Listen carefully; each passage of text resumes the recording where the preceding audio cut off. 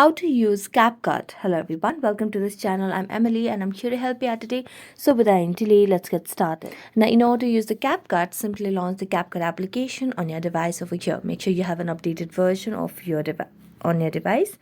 So as you launch the CapCut application, you can also sign in if you want, and it's better to use a signed in version because when you sign in, then you get to have more customized and personalized versions.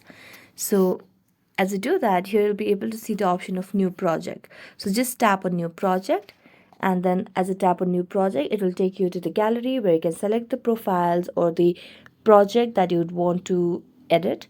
So I'm going to select a very random one over here and then tap on add.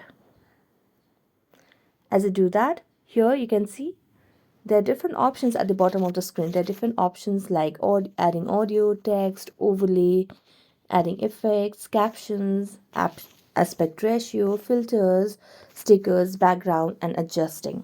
So you can do whatever editing that you want. You can add any sort of text over here. For example, I'm going to tap on text, and then I'm going to select on the video and take it to the area where I would want to add a text.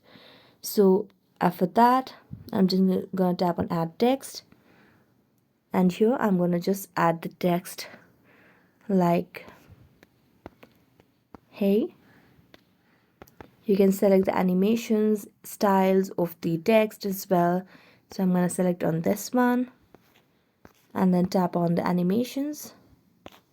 So let me select a simple one over here and then tap on done, and here you can just start playing, and there you go. So thank you so much for watching this video. See you next time.